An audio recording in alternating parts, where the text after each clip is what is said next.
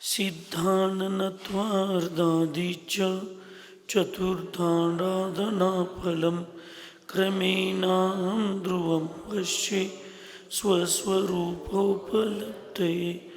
पंच परमेष्ठी भगवान की, अहिंसामय विश्व धर्म की, सिद्धांत शास्त्र की, परम पूज्य आचार्य भगवान अमित गति महामुनिराज की, चारित्र चक्रवर्ती प्रथमाचार्य शांति सागर जी महाराज की, संत शिरोमणि आचार्य गुरु विद्यासागर जी महाराज की, मम दीक्षा गुरुपुरत स्मरणीय शांत मूर्ति वत्सलत आचार्य गुरु सन्मति सागर जी महाराज की, 3,9 करोड़ महामुनिराजों की आज के आनंद की।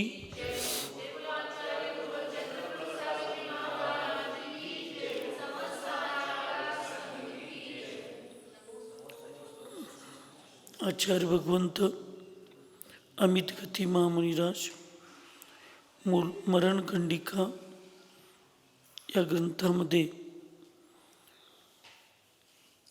आर्यिकांचा संसर्ग केल्यानंतर काय दोष येतो ते आजच्या चर्चेमध्ये सांगणार आहेत. त्याजार्या संगतिर्गर्वत वह्निज्वालेव तापिका दुर्नीतेरिव निंदाया दुष्कीर्तिं लभते तथा. आचार्य भगवंत सांगतात, जे साधुजन आहेत त्या साधुजनांना आर्यिकांची संगतीचा अर्थ काय? फार काळापर्यंत एकत्रित राहणं, एकांतात राहणं, हे सगळं संगतीचा अर्थ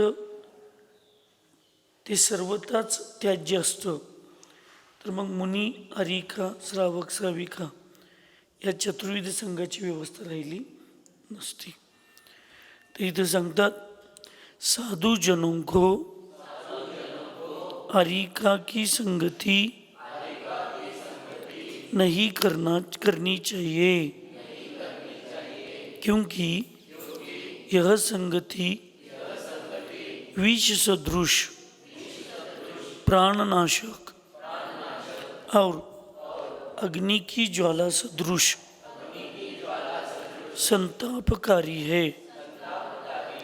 अन्याय और निंदा करने से जैसे अपयश होता है, वैसे ही आर्यिका की संगति करने वाले मुनि का अपयश होता है. या ठिकाणी सांगितलं, साधुजनांनी आर्यिकांची संगती. आर्यिका या शब्दाचा अर्थ केवळ आर्यिका घ्यायचा नाही, स्त्री संबंधी सर्व व्यवस्था घ्यायच्या. यांची संगती त्यांना करायची नाही म्हणून सांगितलं. कारण ही संगती विषा समान, प्राणनाशक. विषाची संगती केल्यानंतर जसं प्राणाचा नाश होतो, जीव जातो, जीव जाण्याची संभावना येते, तसे परिणाम होतात. तसं ही संगती विष सदृश आहे, जी प्राणनाशाला निमित्त असते आणि अग्नीच्या ज्वाल्या समान संतापकारी. अग्नीची ज्वाला जशी शरीराला दाह उत्पन्न करते, अग्नी लांब असतानाच ती दाह उत्पन्न करते, तसं ती स्त्रीचा संसर्ग, आर्यिकांचा संसर्ग असा अग्नीप्रमाणे संतापकारी आहे. अन्याय आणि निंदा केल्यानंतर जसं अपयश चारी दिशामध्ये होतं. आज हे राजकीय वातावरण किंवा काही गोष्टी आपण बघतो, समोर लोक सगळ्यांना चांगली म्हणतात, पण मागं स्पष्ट बोलतात की हिटलरशाही. आता त्या क्षेत्रातली लोक, त्या पक्षाची लोक काही आमच्या संपर्कात असतात दर्शनला येतात, हे सगळं करत असतात. हीच लोक म्हणत असतात की नाही, हे चाललंय, चुकीचं चाललंय, खरं आम्हाला काय बोलता येत नाही. म्हणजे त्यांच्या लोकांना सुद्धा ते वाटतंय, पण ते त्या ठिकाणी त्याला निमित्त ते ठरत असतं. तसं अन्याय आणि निंदा हे लक्षात घेतलं पाहिजे की आपण कुठं एकमेकाच्या निंदा करण्यामध्ये चाललोय काय. आणि ज्यावेळी तसे परिणाम आपले होतील किंवा करण्याची रौदेत ऐकून घेण्याचे जरी परिणाम होतील, तर त्यावेळेला आपल्याला समजायचं की आपल्याला अपयशाची सुरुवात झालेली आहे. आणि ही गोष्ट जोपर्यंत आपल्याला कळणार नाही तोपर्यंत आपल्या या गोष्टी लक्षात येणार नाहीत. आणि म्हणून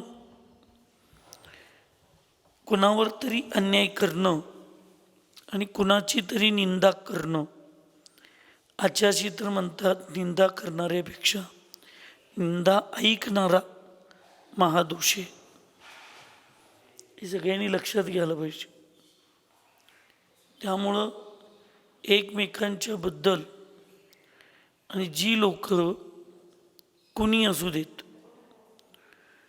साधू असू देत, ब्रह्मचर्य असू देत, श्रावक असू देत, श्राविक असू देत, पारिवारिक असू देत, अथवा आपल्या जवळचे कुणी, जी लोक आपल्याला व्यवहारामध्ये, जसं जी लोक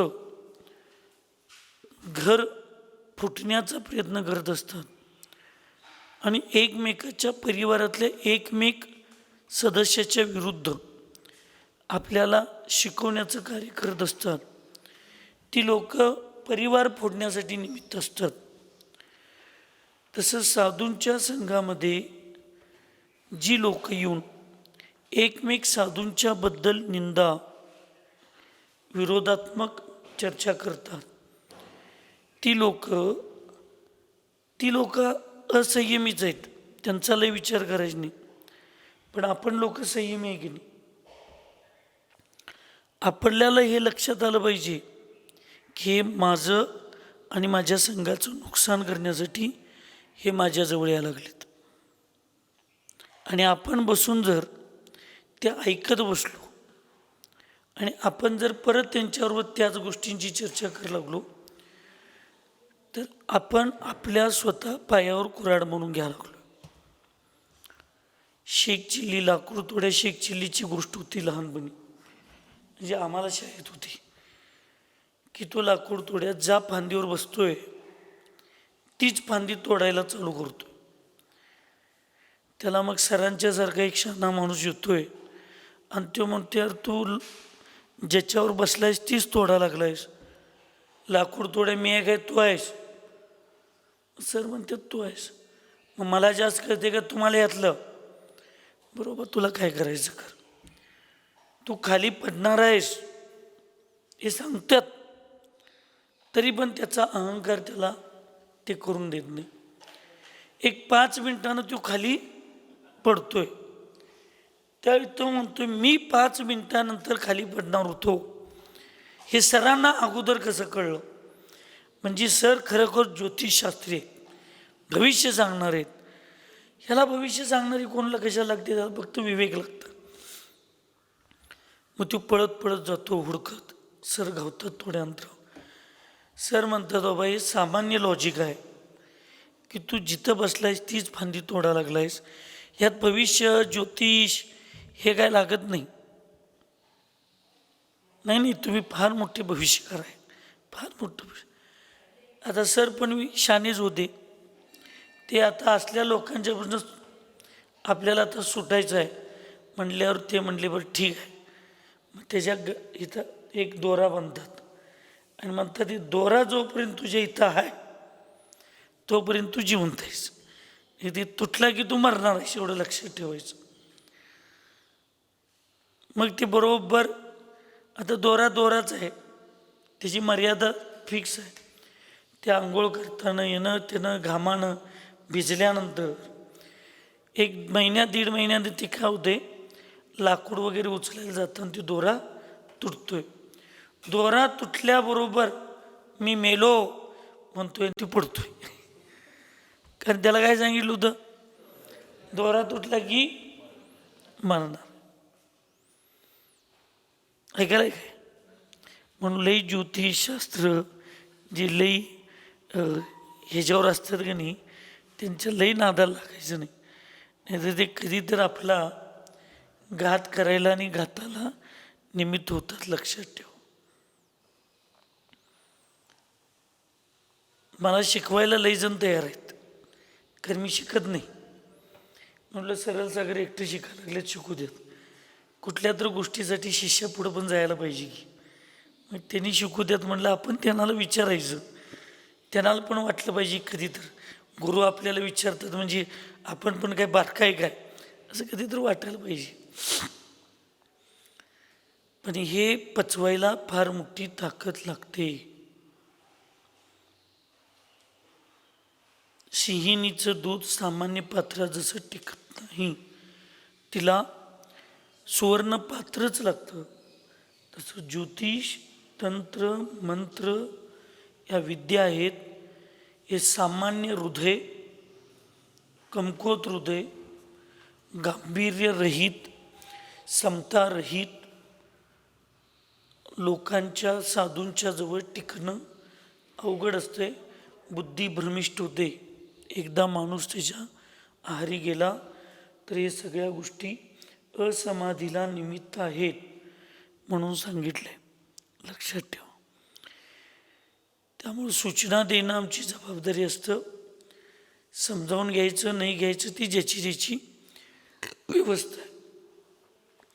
तो मेलो म्हणूनच पडतोय, तसं केवळ ज्योतिष ह्या त्या गोष्टीवर अवलंबून राहणारी लोक बघा 24 तास त्याच्यातच मग्न असतात. त्याला उपचार म्हणजे बाह्य व्यवस्थेला, व्यवहार कौशल्याला ते कधीही लक्ष देत नाहीत. तसं इथं ह्या ज्या गोष्टी आहेत, ह्या गोष्टी एवढ्यासाठी सांगतोय मी की संगतीचा प्रभाव नक्की पडत असतो.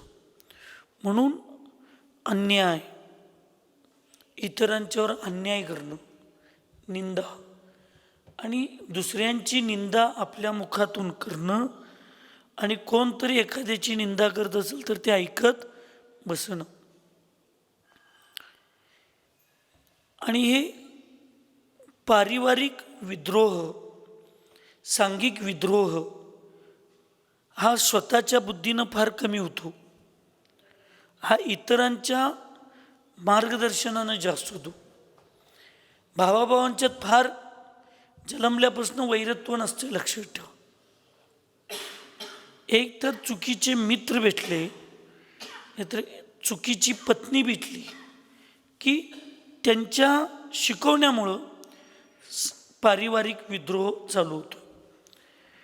तसं दीक्षा घेताना, संघामध्ये प्रवेश करताना प्रत्येक साधू आणि प्रत्येक सदस्याचं समर्पण हे गुरूंच्यावर असतेच, 100% असते.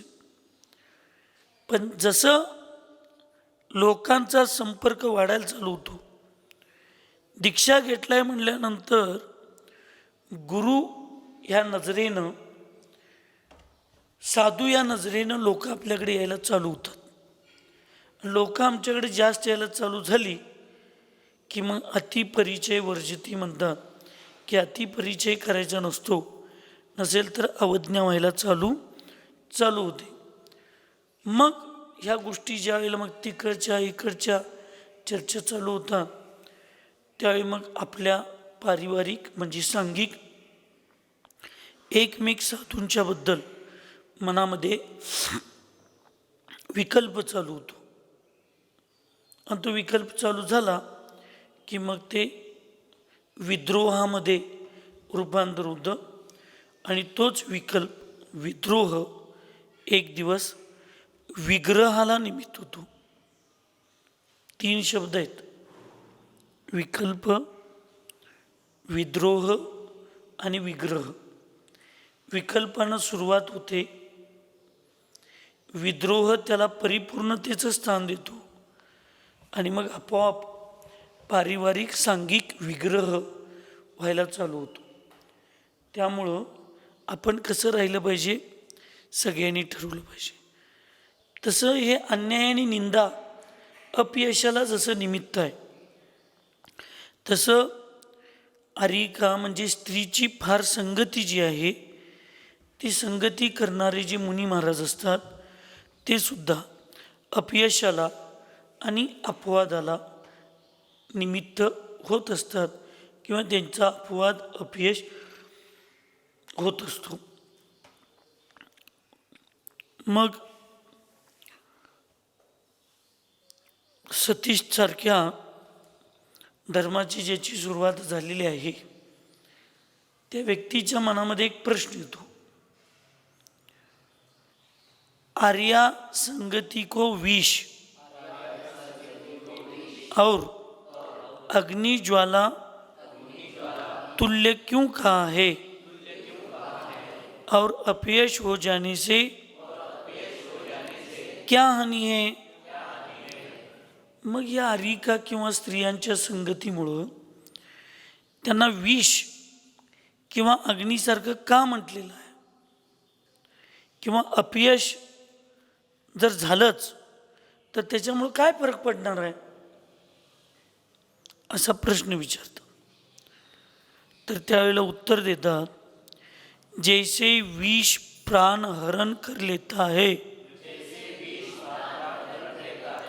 और अग्नि संताप देती है, उसी प्रकार आरिका की संगति साधु के संयम रूपी प्राणों का नाश कर देती है. विष जसं प्राणहरण म्हणजे जीव जायला निमित्त असतं आणि अग्नी संतापाला निमित्त असते, तशी आरिकांची संगती साधूंचं संयम हेच प्राण असतं. त्या संयमाचं हरण म्हणजे प्राणहरण करायला निमित्त ठरते.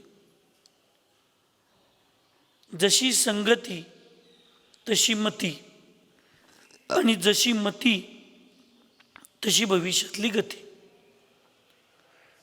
तुम्ही घरात घ्या, धर्मात घ्या, समाजात घ्या, राजकारणात घ्या, कुठेही जाऊ, कुठल्याही स्थानामध्ये आपण ज्या लोकांच्या जशा विचाराच्या लोकांच्या संगतीत राहत असतो तशा विचारांचा प्रभाव आपल्यावर जास्त होत असतो. 1% चान्स वेगळा आहे की आम्ही चांगलं असेन, आम्ही धैर्यवान असेन, आम्ही ज्ञानवान असेन, आम्ही गुणवान असेन, तर यदा कदाचित आमचा प्रभाव समोरच्या चुकीच्या व्यक्तीवर आपला चांगला प्रभाव त्यांच्यावर पडू शकतो. पण आपण सर्वसामान्य जर असेल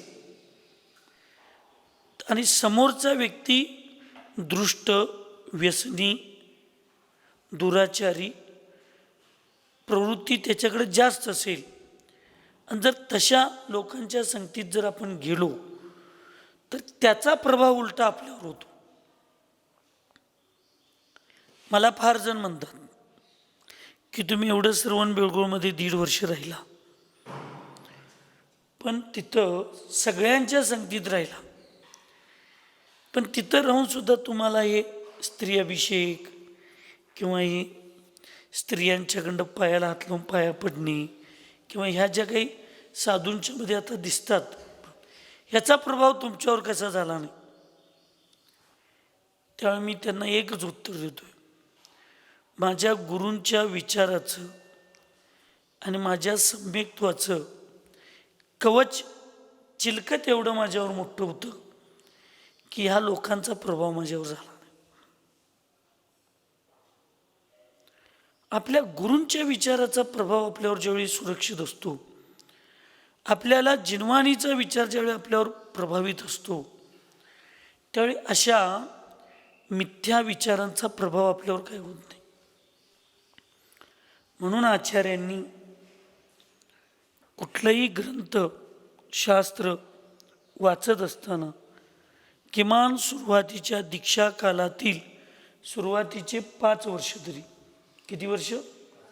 5 वर्ष, आणि गुरु जोपर्यंत असतील तोपर्यंत, गुरूंच्या सान्निध्यात आपण जोपर्यंत आहे तोपर्यंत, ऐकायला का बंडूभाई, कुठलाही ग्रंथ जर अभ्यास करायचा असेल, स्वाध्याय करायचा असेल, तर तो गुरूंचा आशीर्वाद घेऊन, गुरूंची परवानगी घेऊनच वाचायला पाहिजे. म्हणजे तुमच्याकडं ती क्षमता आहे काय नाही, त्याच्यात जे सांगितलंय त्याला समजावून तुम्ही व्यवस्थित घेशील काय, तो न्याय विषय, तो न्याय विषय तुम्हाला समजेल काय नाही, तुमची ती योग्यता झालेली आहे काय नाही, हे गुरु समजावून घेतात. आणि मग ते सांगतात तुम्ही हे वाचा किंवा हे वाचू नका, हा ग्रंथ वाचा. आणि म्हणून एकदम प्रथमानुयोगचा अभ्यास नाही, कर्णानुयोगचा अभ्यास नाही, चरणानुयोगचा अभ्यास नाही, आणि एकदम डायरेक्ट हे द्रव्यानुयोग, समयसार आदी आदी ग्रंथांचं अध्ययन समोर ठेवतात श्रावकांच्या, आणि मग तिथं आत्मा वेगळा आहे, शरीर वेगळं आहे, हे डायरेक्ट शेवटच्या टोकाचं ज्ञान होतं. आणि त्यामुळं आत्मा वेगळा आहे, शरीर वेगळं आहे. मग मी हे कांदा खातोय, लसूण खातोय, रात्री जेवतोय, हे सगळं शरीरासाठी आहे, माझ्या आत्म्याचा काय संबंध आहे? माझा आत्मा तर शुद्धच आहे, माझा आत्मा तर पवित्रच आहे, माझा आत्मा असाच आहे, असं म्हणून ह्या क्रियांच्याकडे ते लक्षच देत नाहीत. आणि मग गादीवर बसून मी शुद्ध आहे आणि बुद्ध आहे, वर पंखा, साईडला AC, खाली गादी, आणि या सगळ्यावर बसून मग मी शुद्ध आहे, बुद्ध आहे. कसं असेल सांगा?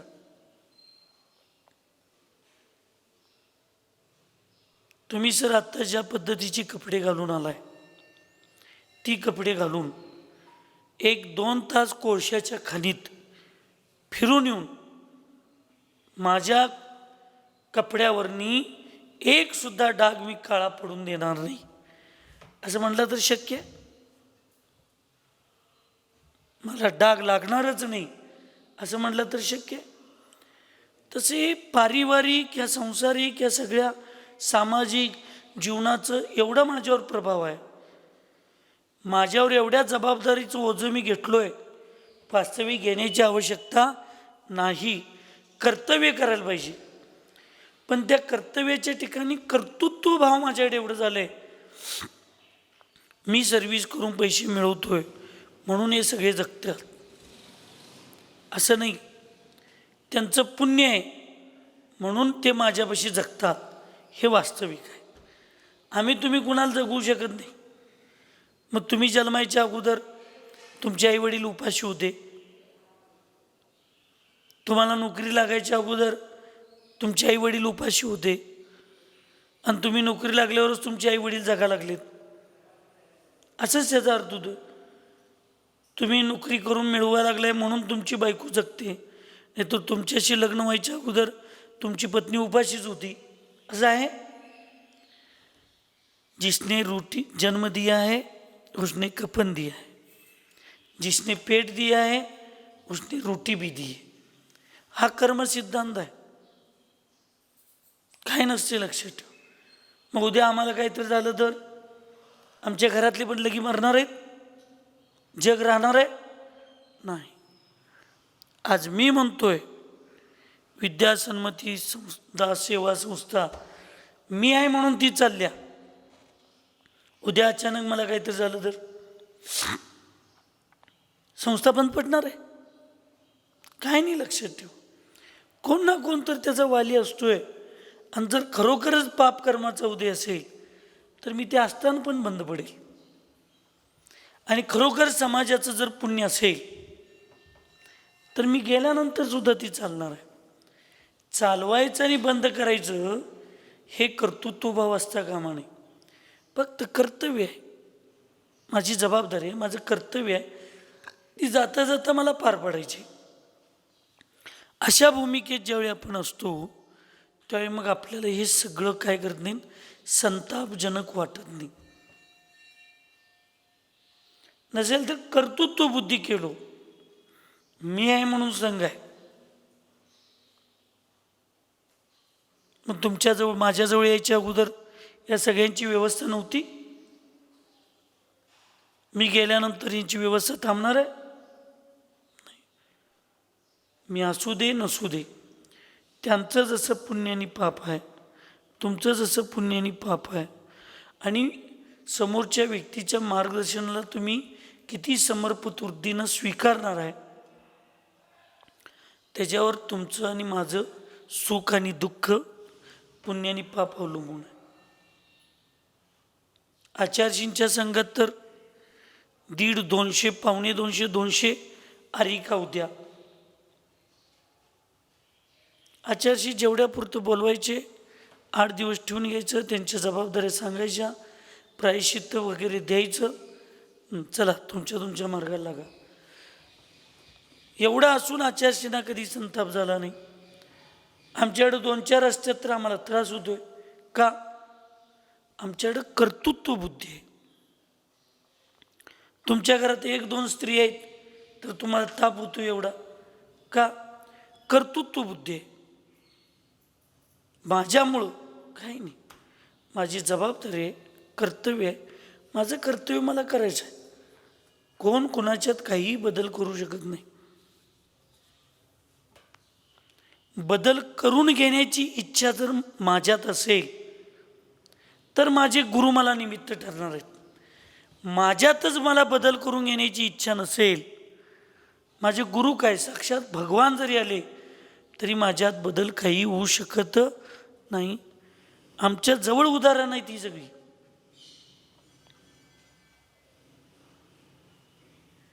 जे बदलायच्या भावनेने येतात, 1-2दा सांगितल्यावर लगेच ऐकतात. ज्यांना मी करतोय तेच बरोबर आहे असं वाटतंय, त्यांना 100दा सांगितलं तरी काही बदल होत नाही. समोरच्यांचं समाधान करायला 1-2 दिवस व्यवस्थित राहायचं आणि ये रे माझ्या मागल्या, पुढं काय बंडूया टाकण्या चांगल्या, आणि आम्ही जे करायचं ते करायला आम्ही आणि तयारच असतो. अशी लोक कधीही स्वतःमध्ये परिवर्तन करू शकत नाही. म्हणून माझं चांगलं आणि माझं वाईट समोरच्याच्यावर नाही. ते चांगलं बोललेत, त्याला स्वीकारलो तर माझं चांगलं होणार आहे. ते वाईट बोलले, ते स्वीकारलो तर माझं वाईट होणार आहे. मग काय स्वीकारायचं आणि काय अस्वीकार करायचं हे सगळं आपल्या हातात आहे. तुम्ही मला 1-2 चांगल्या अनुभवाचे शब्द सांगितला, मी स्वीकारलो तर माझं चांगलं होणार आहे. आणि तुम्ही मला जाता जाता 2-4 माझी निंदा केला, आता त्या गोष्टीचा स्वीकार केलो तर मला त्रास होणार आहे. अस्वीकार केलो तर मी ते स्वीकारायचंच नाही, मला त्रास होणार आहे? होणार नाही. एक व्यक्ती विवेकानंदांना फार शिव्या द्यायला लागला. विवेकानंद शांत बसून त्याच्याकडं ऐकत असत बसले. त्या व्यक्तीनं एक थोड्या वेळानं विचारलं, अहो मी एवढं तुम्हाला बोलायला तुम्हाला राग येईना? नाही म्हणले. का? त्याचं कारण आहे म्हटले. काय? तर ते म्हटले, मी तुमच्या शिव्या ज्यावेळी घेईन त्यावेळी मला राग येणार आहे. मी तुमच्या शिव्या स्वीकारलोच नाही तर मला तुमचा राग याचं कारणच काय? तसं आपण ह्या जगातल्या कुठल्या गोष्टी स्वीकार करण्यायोग्य आहेत आणि कुठल्या गोष्टी अस्वीकार करण्यायोग्य आहेत, ही एक विवेक बुद्धी आमच्याकडे यायला पाहिजे. त्यावेळेला मग आम्हाला ह्या गोष्टी लक्षात येतात. म्हणून आरिकाची संगती, स्त्रीची संगतीचा अर्थ अति घनिष्ठ संबंध येता कामा नये. नसेल तरी जाता येता सगळे संबंध असणार. जबाबदारी, कर्तव्य, श्राविका पार पडणार, आरिका पार पडणार, आपल्याला गुरु म्हणून घेतोय, चतुर्विध संघ मुनी आरिका श्रावक साविका या चतुर्विध संघाला उपदेश देणं, त्यांना दीक्षा शिक्षा देणं, प्रायश्चित्त आदी करणं, ह्या सगळ्या गोष्टी गुरूंचं कर्तव्य असतं. संगतीचा अर्थ जास्त संबंध ठेवायचा नाही. इसलिए विष तुल्य है और चित्त में संताप उत्पन्न करती है. म्हणून ती विषा समान आहेत. आणि चित्ताचं काय, चित्त म्हणजे मनाला अस्थिर संतापाला निमित्त असते. आणि तुम्ही म्हणताय आम्हाला सगळं सुखाला निमित्त आहे म्हणताय नाही. घरात स्त्री पत्नी या सगळ्या आमच्या सुखाला निमित्त आहे म्हणतो आपण. ज्याला आपण सुख समजायला लागलोय ते सुख नसून ते पुढच्या मोठ्या दुःखाला कारणीभूत आहे. आणि जो धर्म, जो विचार, जी संगती आम्ही सामान्य समजायला लागलोय म्हणजे मंदिर साधू संत आदी, ती संगती वास्तविक माझ्या सुखाला निमित्त आहे. म्हणजे सुख आणि दुःख नेमकं त्याची व्याख्या विशाल जोपर्यंत समजणार नाही तोपर्यंत आम्हाला कुठल्या संपर्कात जावं हे कळणार नाही. अतः अग्नितुल्य आहे म्हणून ती संयमरूपी प्राणाला नाश करणारी आहे.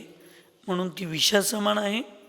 आणि कायम संतापमध्ये अग्नी कशी धगधगत असते तसं मनाला कायम चित्ताला अस्थिर करायला निमित्त असते. म्हणून ते अग्निसमान काय संतापाला निमित्त आहे. आरिका का अनुसरण करने वाले साधु नियमतः अपकीर्ति का पात्र बनता है. म्हणून आरिका सांगतील तसं वागायचं. आता आपण बघतो एक एक ठिकाणी काय जरी महाराजांना कुठल्या विचारायला गेलं, मुख्य महाराजांना, उनको पूछू, उनके साथ चर्चा करू.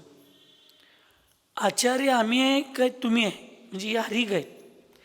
संघाचं नेतृत्व नेमकं कोण करायला लागलं. म्हणून आचार्यजींनी मुकमाठीमध्ये एक वाक्य सांगितलं, ज्या घराच्या किल्ल्या बायकांच्याकडे जातात त्या घरामध्ये वातावरण कधी समाधानी राहत नाही. स्त्रियांना कमी लेखलं नाही त्यांनी. ज्या ठिकाणी स्त्रिया उच्च आहेत त्या ठिकाणी उच्च आहेतच. 10 प्रकारच्या उपमा स्त्रियांना दिल्या. अबला, नारी, स्त्री, गृहिणी, महिता, असं काय काय तर 10 नावं दिली. ते वर्णन ऐकलं तर आचार्यांच्या मनामध्ये स्त्रियांच्याबद्दल किती बहुमान आहे, किती आदर आहे ते कळतं. पण ते आदर प्रत्येक ठिकाणी ठेवून चालणार नाही. कारण स्वभावच त्यांचा मायाचरीचा असल्यामुळं प्रत्येक गोष्ट त्यांच्या हातात देऊन चालत नाही. तसं संघामध्ये आरिका आहेत, दीदी आहेत, काही जबाबदारी महिला असतात, पुरुष असतात. त्यांच्या त्यांच्या जबाबदाऱ्या थोड्याफार देणं सांगणं ठीक आहे. पण प्रत्येक गोष्टीत दीदी सांगतील तसं, आरिका सांगतील तसं, म्हणजे त्यांच्या विचारानं जर महाराज, मुनी महाराज आणि आचार्य चालायला लागले तर मग त्या संघाचं भवितव्य फार मोठं असत नाही. म्हणून आरिकांना कसं पाहिजे तसं जर आपण वागायला लागलो तर त्या साधूची नियमधनं अपकीर्ती पसरत असते. प्रायः पाप एवं अपकीर्ति से भयभीत मिथ्यादृष्टि असंयमी सामान्य जन भी जब उत्तम आचरण करते हैं तब योग्य अयोग्य को भली प्रकार जानने वाले साधु को तो अवश्य ही अरिका की संगति छोड़ देनी चाहिए. पापाला भिणारे, अपकीर्तीला भिणारे, मिथ्यादृष्टी असंयमी लोकसुद्धा या स्त्री संगतीचा प्रभाव ते जाणून घेऊन ते लांबच राहत असतात. तर विवेक ज्यांच्याजवळ आहे आणि योग्य अयोग्य ज्यांनी जाणलेलं आहे असे साधू मग अरिकाची संगती कसं करणार? ते तर लांबनच त्यांना जिथल्या तिथं त्यांच्याशी संबंध ठेवून जिथल्या तिथं व्यवहार ते करत असतात. जितने त्याज्य पदार्थ है उन सब को त्यागने के लिए जब मुनिजन उद्यत हुए हैं तब उन्हें पाप और अपयश को ही देने वाली अरिका की संगति अवश्य ही त्याग देनी चाहिए. जितके त्याज्य पदार्थ आहेत, त्याज्य म्हणजे सोडण्यायोग्य, सोडण्यायोग्य जे पदार्थ आहेत त्या सगळ्या पदार्थांचा त्याग करण्यासाठी मुनिजन उद्यत म्हणजे काय? क्रियाशील, उद्यमशील, प्रयत्नशील असतात. जे सोडायला पाहिजे ते सोडायलाच पाहिजे. त्यावेळेला ते पाप आणि अपयशाला संगत निमित्त असणाऱ्या या स्त्रिया किंवा या अरिकांची संगती अवश्य त्याग करत असतात. म्हणून सर्वथा त्याज्य नाही. अति संपर्कात आला की ते तुम्हाला बाधक आहे. जेवढं आवश्यक आहे दीक्षा दिलेत म्हणल्यानंतर त्यांना मार्गदर्शन करणे, त्यांना ज्ञान शिकवणे, त्यांच्या चुका झाल्या असतील त्यांना प्रायश्चित्त देणे, त्यांचं प्रतिक्रमण करून घेणे, त्यांना योग्य मार्गदर्शन सल्ला देणे आधी एवढं संपर्क असणं गरजेचंच आहे. पण अतिसंपर्क आला तर मग तिथं आपला स्वाभिमान आणि आपला या सगळ्या गोष्टीमध्ये बाधा यायला चालू होत असतो. मग ते त्यांना पाहिजे तसं तुम्हाला वागवण्याचा प्रयत्न करतात. अनुभवात म्हणून सांगतो मी तुम्हाला. तुम्ही फार जर आहारी गेला, कोण साधू असू देत किंवा श्रावक, या स्त्रियांच्या फार आहारी गेला ना, त्या बरोबर वाघाला सुद्धा शेळी करून टाकतात. ते तुम्हाला बरोबर पाहिजे तसं वागवण्याचा प्रयत्न करतात. आणि आपण एवढ्या आहारी गेलेलो असतो की नाईलाज असतो, आपण तिथं हे चुकीचं आहे माहीत असून सुद्धा वागतो, कारण तुमचा वीक पॉईंट त्यांच्या हातात गेलेला आहे. एकदा पासवर्ड बाजूच्या मुलग्याला कळला तर त्या तुमच्या मोबाईलची किंमत किती आहे? सतीश, नंदू, नाही नंदूला आत्ता सांगायचं. हां, आपल्या मोबाईलचा पासवर्ड, तुमच्या बँक अकाउंटचा पासवर्ड जर दुसऱ्यांना कळला तर आता त्या बँकेतल्या पैसे, तुमचं जे अकाउंटवर पैसे आहेत त्या पैशाचं भवितव्य किती वेळ आहे आपल्या हातात जास्त, कधी लुटल याची गॅरंटी नाही. तसं तुमचा वीक पॉईंट एकदा स्त्रियांना आणि बायकांना कळला, त्याच्यात बायको पण आली, एकदा जर कळला तर काय मिशीवर ताव मारायचं आहे ते चौकटीच्या बाहेरच. चौकटीच्या आत गेलं की गप खाली मांगावरून बसायचं. हे सर्वसामान्य नियम आहे. त्यामुळं आपण लोकांनी ह्या सगळ्या गोष्टींना किती महत्त्व द्यायचं हे लक्षात ठेवून घ्यायचं. नाहीतर मग ते तुम्हाला मागं फकीर फिरवायला निमित्त ठरतात. तुम्ही जेवढे त्यांच्या मागं फिरचिला तेवढं त्यांना महत्त्व जास्त यायला चालू होतं.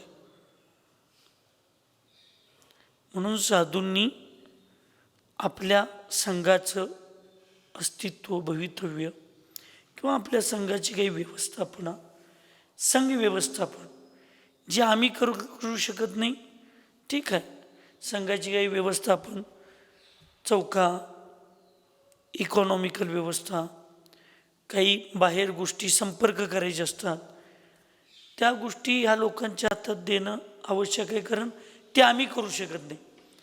पण जी गोष्ट आम्ही करू शकतो त्या गोष्टीला कधीही स्त्रियांच्या हातात द्यायचं नाही, अन्यथा भवितव्य असुरक्षित असतं. पतनशील शरीर का नाश तो अवश्य भावी है, उसका रक्षण करने में कोई समर्थ नहीं है, किंतु यश का संरक्षण करना हमारा परम कर्तव्य है. शरीराचा नाश होणारच आहे, ह्याला सुरक्षित ठेवण्याचं आमच्या तुमच्या कुणाच्या ब्रह्मदेवाच्या पण हातात नाही. त्याचा कधी ना कधी तर नाश होणारच आहे. त्याचं रक्षण करायला आम्ही असमर्थ आहे. पण आमचं यश, आमची कीर्ती याचं संरक्षण करायचं आमच्या हातात आहे की नाही, तर ते आम्ही करू शकतो. आणि ते कर्तव्य परम कर्तव्य आहे, ते आम्ही केलंच पाहिजे. म्हणून मी कालच्या प्रवचनामध्ये सांगितलो की कर्तव्य समजावून घेऊन जो जगणारा व्यक्ती आहे तो सुखी आणि समाधानी, आणि त्याला बहुगुणी म्हणतात. काय म्हणतात? बहुगुणी. उदाहरण येते चामुंडराय, ज्यांनी बाहुबली भगवंतांची प्रतिमा श्रवणबेळगोळमध्ये करविली आपल्या आईच्या इच्छेसाठी, ते चामुंडराय युद्धामध्ये प्रवीण होते.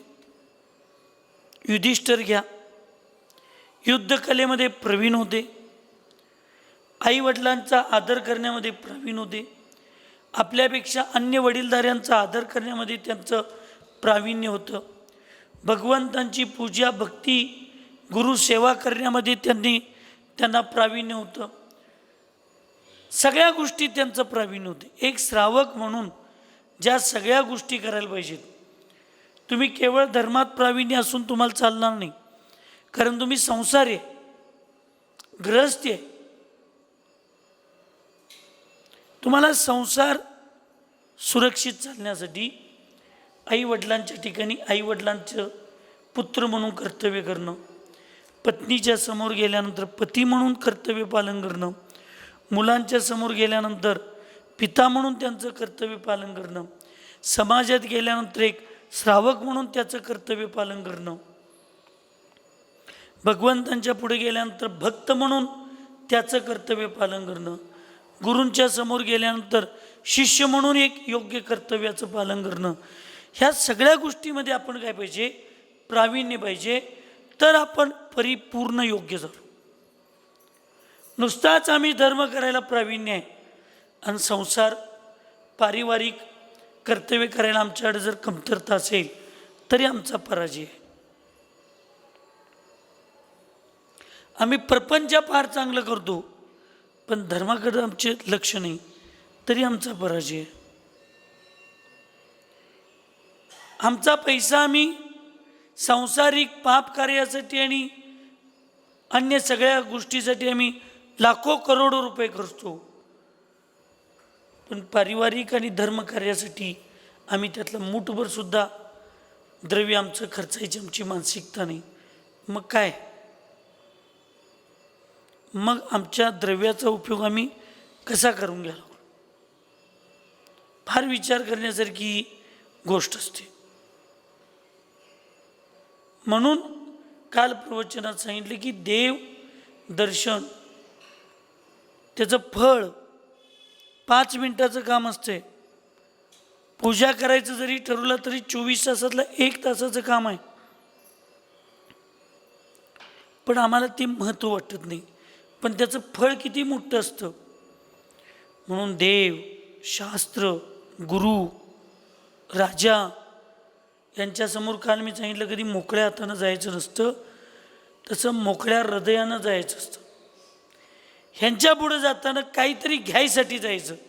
काहीतरी घ्यायसाठी म्हणजे तंत्रमंत्र, दोरा, तैत नाही, काहीतरी घ्यायचं म्हणजे जाताना हृदयात एक स्थान मोकळं ठेवून जायचं,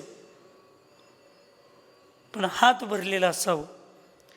देवशास्त्र गुरूंच्या समोर जाताना हात भरलेला पाहिजे त्यांच्या पुढं ठेवायला, आणि हृदय मोकळं पाहिजे त्यांच्याकडलं सगळं ज्ञान घ्यायला.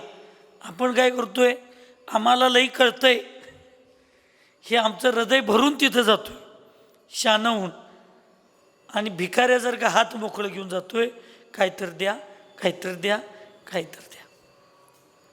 गुरु काय देणार आहेत सांगा? तुमच्याकडे पैशाची संपत्ती आहे, गुरूंच्याकडे ज्ञानाची संपत्ती असते. तुम्ही गुरूंच्या आणि धर्माच्या पुढं संपत्तीचा त्याग करायचा असतो, दान करायचं असतं, आणि साधू तुमच्या पुढं ज्ञानाचं दान करत असतात. आपल्याकडे जी संपत्ती आहे त्याचं दान करायचं असतं. आता साधूंच्याकडे कुठली संपत्ती आहे? ज्ञान आहे, तेच दान तुम्हाला देणार आहेत. आणि तुमच्याकडे कुठली संपत्ती आहे? धन, पैसा, ऐश्वर, तेच तुम्हाला धर्माच्या ठिकाणी दान द्यायचं आहे. बाकी दुसरं काही नसते, लक्षात ठेव. मी गावचा प्रमुख व्यक्ती आहे, माझा मान, माझा सन्मान मला मिळायलाच पाहिजे, ही जशी अपेक्षा तुम्ही ठेवताय, तसं गावचा आणि समाजाचा कार्यक्रम ज्यावेळी असतो त्यावेळी हा कार्यक्रम माझाच आहे हे मलाच करायला पाहिजे, म्हणून तेवढे योगदान पण तुमचं असायला पाहिजे. की जेवायला आधी, झोपायला मध्ये आणि कामाला कधीच नाही, असं कसं होऊन चालेल? असं प्रत्येक गोष्टीत, तुमच्या पारिवारिक असू देत, सामाजिक असू देत, धार्मिक असू देत, प्रत्येक गोष्टीमध्ये ही भूमिका आम्ही स्वीकारली पाहिजे की आम्ही समोरच्यांच्याकडून जेवढी अपेक्षा करतो तेवढी अपेक्षा, त्या गोष्टींची अपेक्षा समोरची लोक आमच्याकडून सुद्धा करत असतात.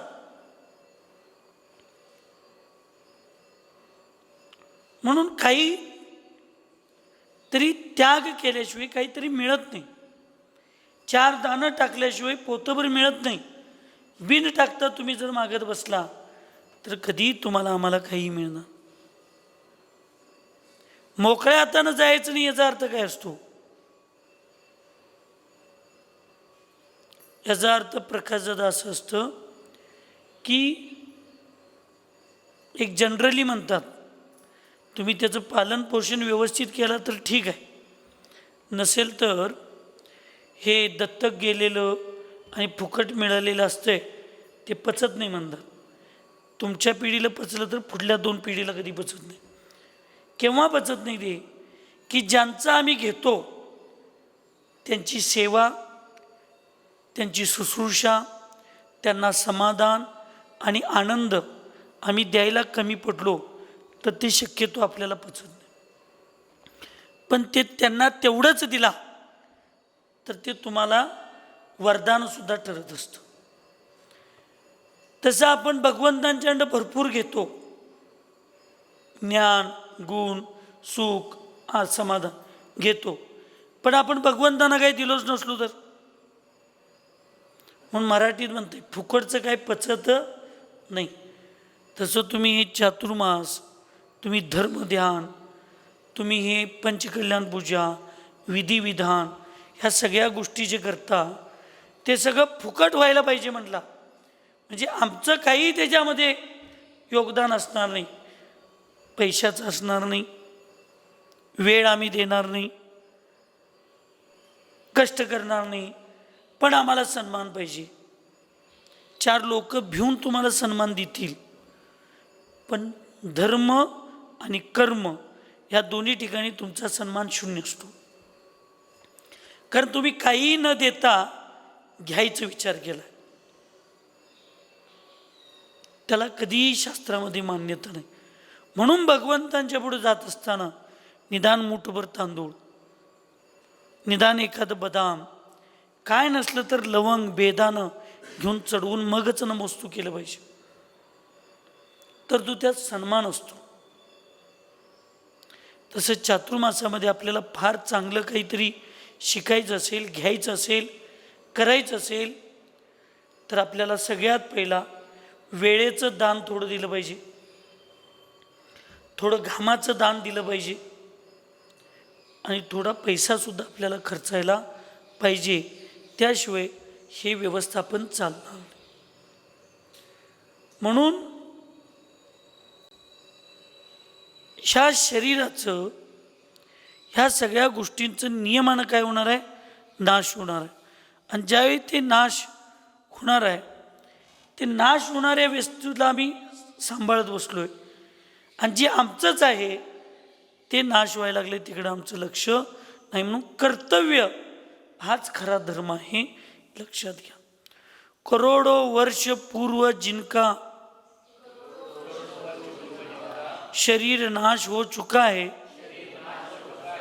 वे महापुरुष यश रूपी शरीर से अद्यावधि जीवित है.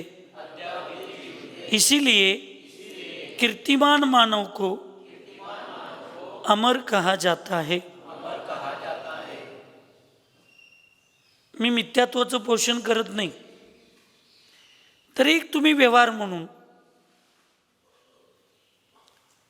तुम्ही लोक ते करता म्हणून सांगतो. प्रकाशदादाचं बोरिंग मशीन आहे का नाही? आहे. त्या बोरिंग मशीनच्या माध्यमातून 1-2 पैसे आपण मिळवतो, आणि ते मिळवलेले 2 पैसे आपण आपल्या पारिवारिक जगण्यासाठी, मुलांच्या शिक्षणासाठी आणि धर्माच्या व्यवस्थेसाठी आपण त्यातले 2 पैसे खर्चत असतो. हे सगळं चाललंय, हे कुणाच्या जीवावर चाललंय असं आपण समजतो? त्या बोरिंगच्या मशीनच्या जीवावर. बरोबर आहे काय? चूक आहे? होय तर म्हणा, नाही तर म्हणा. बरोबर आहे. त्यामुळं ती मशीन आहे, ती निर्जीव आहे, ती अजीव आहे, माहीत असून सुद्धा आपण त्याला निदान दसऱ्या दिवशी, निदान दिवाळी दिवशी, निदान पाडव्या दिवशी आपण त्याला काय करताय तुम्ही? आर्यंत्र, सिद्ध, आचार्य, उपाध्याय, सर्व साधू, नाही 5 टिकल्या लावताय तेव्हा असं म्हणूनच लावायचं असते. पूजणं चुकीचं नाही, पूजण्याची पद्धत चुकीची असते, लक्षात ठेवा. हे नारळ फोडणं जैन धर्मात पूर्णपणे अशुभ सांगितले.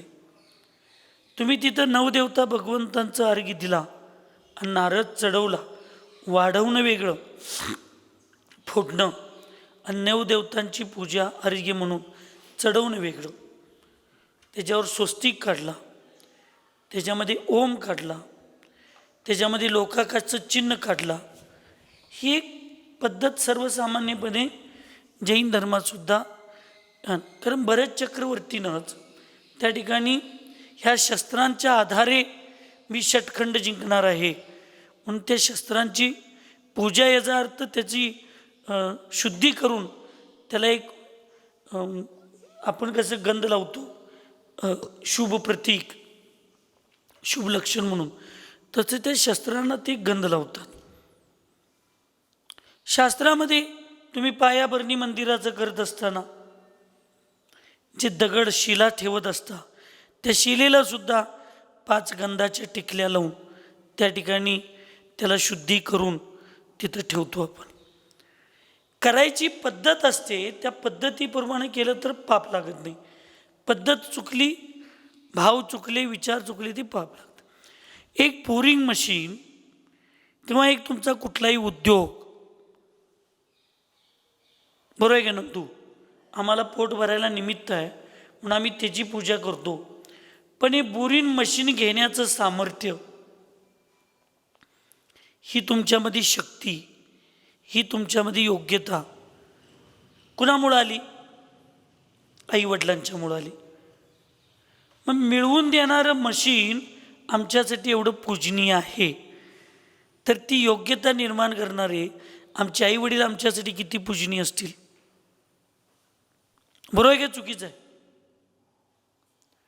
तुम्ही खोडाची पूजा करायला लागलाय, खोडाची फांदीची पूजा करायला लागलाय की ते फळ मला द्यायला लागले म्हणून. फळ कुठं लागले? फांदीला. ह्या फांदीमुळं मला फळ मिळाले म्हणून त्या फांदीची पूजा करायला लागलाय. पण त्या फांदीपर्यंत पाणी आणि ती शक्ती पोचवण्याचं काम कोण करायला लागले? मूळ. कोण करायला लागले? मूळ. त्या मुळाकडे आपलं लक्ष आहे नाही. म्हणजे फांदीची पूजा करणारा माणूस शाना आहे? पूजा कोणाची करायला पाहिजे? त्या मुळाची करायला पाहिजे. तसे हे सगळं तुमचं हे 2 रुपये मला मिळवून द्यायला लागले म्हणून तुम्ही त्याची पूजा करता. पण हे 2 रुपये मिळवून देण्याची योग्यता, अक्कल किंवा हे जग, या जगामध्ये मला कोण फिरवलं, हे जग मी कुणामुळं बघतोय, तर ते सगळं मला मिळवण्याची शक्ती माझ्या आईवडिलांच्यामुळं आली. हे जग मी माझ्या आईवडिलांच्यामुळं मिळवलं. म्हणून त्या मशनीपेक्षा जास्त आम्ही आमच्या आईवडिलांचा आदर केला पाहिजे. हा तुमचा व्यवहार झाला. आणि धर्म काय सांगतो? आज हे सगळं तुम्हाला एवढे चांगले आईवडील मिळालेत, एवढा चांगला धंदा करण्याची तुमच्याकडे बुद्धीची क्षमता आहे, हे सगळं जे तुम्हाला मिळालंय हे पूर्वी केलेल्या तुमच्या धर्मामुळं मिळालं, तुमच्या पुण्याईमुळं मिळालं. आणि ज्याच्यामुळं मिळालं त्या धर्मालाच आज आम्ही विसरलो तर? ज्याच्यामुळं मिळालं ते पुण्य करण्याचंच आम्ही विसरून गेलो तर? मग भविष्यात आणि काय? Go to pavilion. आणि परत पूर्वी जिथं पापात जन्मला होता तिथंच आमचा जन्म होणार आहे. म्हणून या ठिकाणी कर्तव्य करणं फार गरजेचं आहे. म्हणून इथं सांगितलं की करोडो वर्ष पूर्व जिनका शरीर नाश हो चुका है. करोडो वर्षापूर्वी आदिनाथ भगवंत चतुर्थ कालाच्या पहिला किंवा तृतीय कालाच्या शेवटला मोक्षाला गेलेत. त्यांच्या शरीराचा नाश तेव्हा झाला आहे, तरीसुद्धा त्यांची पूजा आपण आज करतोय. पार्श्वनाथ भगवंतांचं शरीराचा नाश होऊन आज किती 50, 60, 70 हजार वर्ष झाली असतील, तरी आम्ही त्यांची नाही 3000 वर्ष. महावीर भगवंतांचं शरीर 26-2700 वर्ष, त्याच्यावर 3-4 हजार वर्ष नष्ट झालं, तरी आम्ही त्यांची पूजा करतोय. महावीर भगवंतांच्या शरीराला नाश होऊन आज 2600-2700 वर्ष झाली, तरी आमची जी पूजा करतोय. म्हणजे पूजा शरीराची नव्हे. ऐकायला काय? झोपायला आहे भाऊजी? ऐकायला काय? शरीराची पूजा नसते, शरीराचं कर्तृत्व नसतं. त्या शरीराचा आधार घेऊन आत्मा जो गुण मिळवतो, आत्मा जो धर्म करतो, आत्मा जो चांगलं कार्य करतो, त्या आत्म्याच्या गुणाची पूजा असते. शरीर माध्यम आहे. मशीन मस्त नंदूकडे चांगला आहे, पण ऑपरेटर करणारा माणूस जर चुकीचा असला तर मशीन पैसे मिळवून देणार आहे? तसे शरीर मस्त चांगलं आहे, पण त्या शरीराला ऑपरेटिंग करणारा आत्माच जर चुकीच्या दिशेला गेला तर शरीर काय करणार आहे? हे शरीर तुम्हाला पुण्य मिळवायला पण निमित्त आहे, पाप मिळवायला पण निमित्त आहे. तुम्हाला भगवान, मानव आणि दानव ह्या तिन्हीला निमित्त हे शरीर आणि आत्म्याचे विचार आहेत. दुसरं कोण तुम्हाला भगवान बनवणार नाही, दुसरं कोण तुम्हाला दानव बनवत नाही, दुसरे कोण तुम्हाला मानुष्यासारखं वागायला शिकवत नाही. तुमचा आत्माच या शरीराचा उपयोग कसा करायचा हे जर त्या आत्म्याला कळलं तर तो आत्माच या शरीराचा आधार घेऊन भगवान बनतो, तो आत्माच मानव बनतो आणि तो आत्माच दानव तिर्यंच बनतो. म्हणून दुसऱ्याच्या हातात काही नाही.